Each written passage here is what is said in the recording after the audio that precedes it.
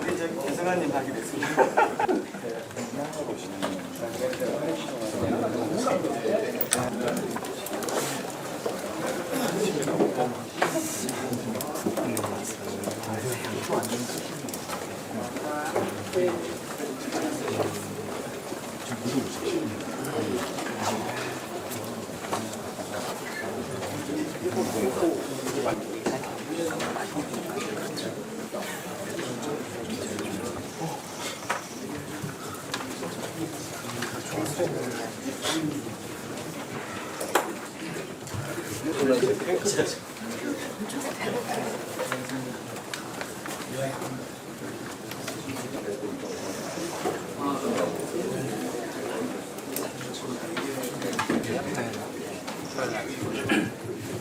다 일어났어요.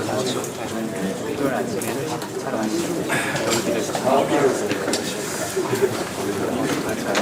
그쪽 관련 저거 일요일날 회의 좀 들었어요.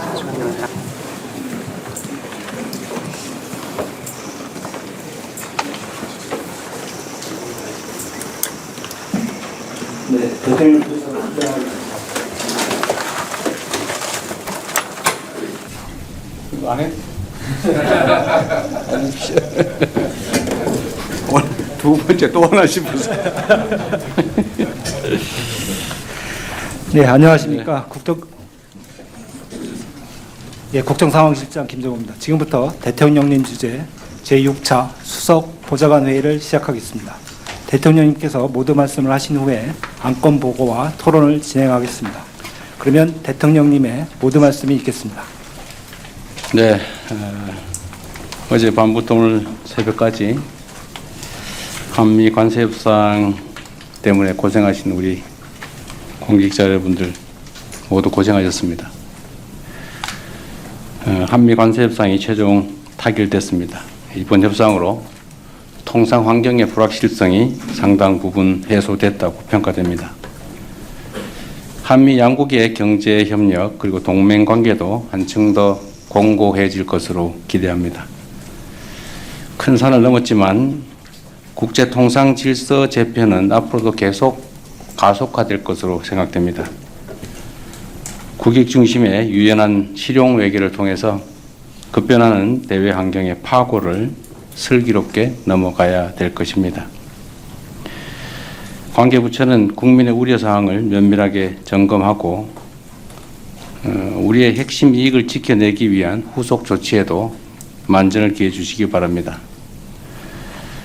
그리고 우리 경제에 약간의 한계라고 할 수 있는 문제들을 극복하기 위해서 내수 비중 확대 그리고 수출 시장 다변화와 같은 필요한 조치들을 장기적 안목을 가지고 준비해 주시기를 바랍니다. 우리 대한민국이 걸어온 길은 언제나 도전과 응전의 역사였습니다. 정부는 위대한 우리 국민들과 함께 이번 도전도 새로운 도약 발전의 기회로 만들어 가겠습니다. 경제의 지속적인 성장은 기업의 혁신과 투자에서 비롯됩니다. 이를 위해서는 범정부 차원의 전폭적인 지원과 정책 정비가 필요합니다. 실용적 시장주의라는 우리 정부의 국정 기조를 중심으로 생산적 부분에 대한 금융 투자 촉진 그리고 재정의 적극적 역할에 만전을 기해 주시기 바랍니다. 이 중에 하나로 규제 혁신에 속도를 내야 될 것입니다. 최근 세계적인 한류 열풍으로 국내 제품에 대한 해외 수요가 급증하고 있습니다. 그런데 여러 장애물 때문에 우리 국민들의 해외 직구는 상당히 늘어나고 있는데 우리 세계인들의 대한민국 산물에 대한 역직구 시장은 성장이 매우 더디다고 합니다. 해외의 역직구 시장이 확대가 되면 사실 우리가 해외에 굳이 나가지 않고도 수출을 확대할 수 있는데 이 부분에 대한 각별한 관심이 필요하지 않을까 생각합니다. 이 해외 역직구 시장 소관 부서가 어디일까요? 이따가 한번 얘기해 보기로 하고 소관부서는 각 부처들의 종합적인 대책들을 다 모아서 해외 역직구 시장 확장을 위한 또 대책을 한번 점검해 보도록 하겠습니다. 준비해 주시기 바라고요. 이거 말고도 우리 기업들의 성장을 가로막는 불합리한 관행과 제도들이 많습니다. 지금까지는 허용되는 것들 쭉 기재를 해놓고 그 외에는 못하게 막았는데 요즘처럼 이렇게 급변하는 세상에서는 사실 민간 영역의 발전 속도를 공공 영역이 따라갈 수가 없습니다. 사실 공공 영역이 허용되는 것들을 다 점검해서 정하게 되면 민간의 발목을 잡는 꼴이 됩니다. 그래서 지금은 민간과 공공 영역의 관계가 역전이 됐기 때문에 민간이 자유롭게 활동할 수 있도록 꼭 필요한 금지 항목들을 정하되 그 외에는 원칙적으로 다 허용하는 소위 네거티브 규제 방식으로 대전환이 필요합니다. 전면적으로 하기는 어려움이 있을지라도 첨단 신산업 분야라든지 이런 부분들에 대해서는 네거티브 규제를 원칙으로 해야 되지 않을까 생각됩니다. 규제 혁신도 우리 총리실에서 아마 지금까지 맡고 있는 것 같은데 신속하게 규제 혁신 기구를 정비해서 실질적인 규제 합리화, 규제 완화가 이루어질 수 있도록 나가기를 바랍니다. 국제적인 파고에 맞서서 우리 기업들이 자신감을 가지고 경제 활동에 전념할 수 있도록 금융, 재정, 규제와 같은 정책 전반을 속도감 있게 정비해 나갔으면 좋겠습니다. 제가 최근에 뉴스에서 좀 이해하기 어려운 일들이 있었던 걸 보았는데 놀라웠습니다. 스토킹 피해를 3번이나 신고를 했는데도 필요한 조치를 해주지 않아서 결국 살해당했다고 하는 황당한 일이 있었습니다. 신고하거나 요청하지 않아도 알아서 국민들의 생명을 지켜줘야 될 텐데 3번씩이나 필요한 조치를 해달라고 요청했는데도 제대로 현장을 모르고 그 요청을 거부해서 결국은 사망사고가 살해되는 그런 일이 벌어졌습니다. 범죄가 이미 충분히 예상되는데도 피해자의 절박한 호소를 외면하는 이런 무능하고 안이한 대처가 끔찍한 비극을 반복 초래했다는 점을 명심해야 합니다. 관계 당국이 이를 뼈아프게 받아들이고 자성할 뿐 아니라 앞으로는 이런 일이 다시는 발생하지 않도록 하시기 바랍니다.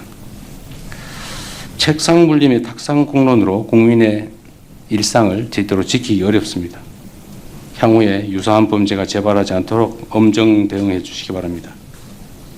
피해자 보호를 최우선으로 하는 제도 보완에 속히 나서 주십시오. 지금 우리가 기후 위기에 따른 폭염, 폭우 이런 걸 지금 겪고 있습니다.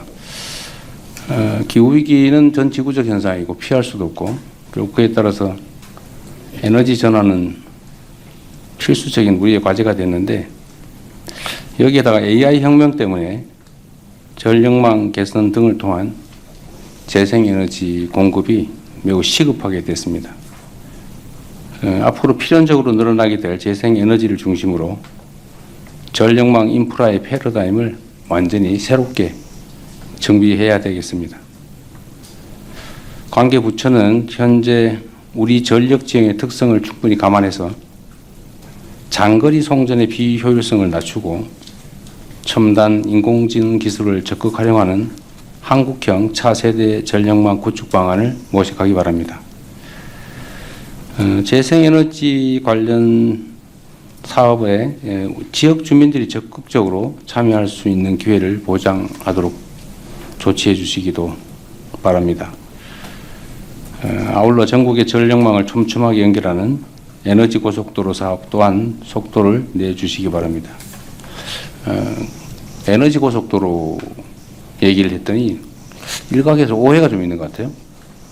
고속도로 그럼 딱 떠오르는 게 다 서울로 가는 길. 예, 근데 이거는 과거 수도권 일극주의, 불균형 성장 전략으로 수도권 집중, 소위 수도권에 몰빵할 때 있었던 도로 형상이지 요즘은 고속도로가 반드시 서울로 가지는 않습니다. 우리가 재생에너지와 관련된 에너지 고속도로라고 하는 것은 지능형 전력망을 전국에 촘촘하게 깐다. 이런 의미지 서울로 가는 걸 길을 만든다. 그런 뜻은 아닙니다.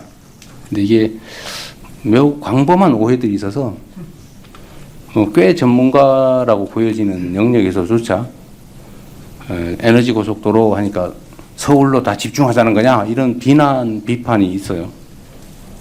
혹이라도 오해가 없기를 바랍니다. 에너지 고속도로란 서울로 가는 뻥 뚫린 길이 아니고 대한민국 전국을 촘촘하게 연결하는 첨단 전력망을 말하는 것입니다. 이상입니다. 예, 지금부터는 회의를 비공개로 진행